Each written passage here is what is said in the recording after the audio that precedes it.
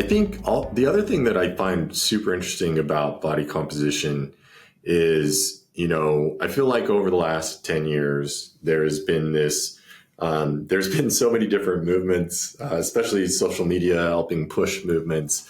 But, the health at every size and those types of movements, I think, you've said some really interesting things. Like, you can't necessarily tell just by looking at somebody how healthy they are.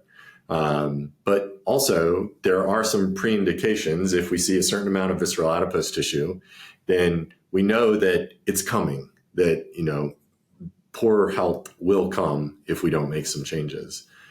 So I'm curious, like, when you think about kind of health at every size or body composition and using it for health, like, how might you think about it differently than maybe you hear about, like, on social media? Yeah, I mean, this is a really important question, and it's a target we haven't talked about yet. Like, I actually don't first look at visceral fat. I do look at it as a starting point to ask about lifestyle. Usually, high visceral fat is related to pretty poor lifestyle, and so it is a good way to look at that. To me, where I start is actually muscle mass.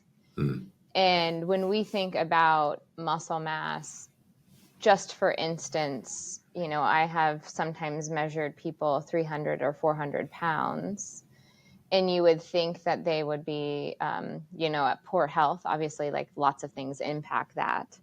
But if they are someone that has more muscle, it actually has a lot of protective effects against chronic disease. And so it's really more allowing us to identify how much muscle do you have, where is it located, and can that help us be a target? Everyone is so focused on fat. And sometimes that's helpful. Like, it's, that won't never come into the picture. But it's this really futile cycle where we're always trying to lose fat when that shouldn't always be our goal. Like, we need fat. It protects our joints. It it gives us less wrinkles. Whereas muscle is such an under talked about and rated compartment of the body. And it has so much impact on health and quality of life. And that should be our target. And so I really use the measurement of body composition to better understand muscle size, the amount of muscle, and how that's changing. And I would say muscle is more malleable than fat. We know how to change muscle. Fat gets a little bit hard because we have lots of fat storage, and our fat cells kind of just appear and never go away. Yeah. And so, like, as a physiologist, muscle is a much better target, and we know a little bit more how to change that. Awesome. I recently read Dr. Gabby Lyons' book, and, she talks a lot about muscle-centric medicine, and she might make more of a dichotomy than I would, where she says, we have a muscle problem, not an obesity problem. And that's kind of, you said, let's focus on muscle, not fat. I might say, like, we have both problems. Mm-hmm. But I would love to hear, so you said you focus on muscle first. So what are the measurements that you focus on when you get a body composition back? And like, if you have any idea around the scale that you would use to say, I like to see this kind of muscle mass or composition or whatever.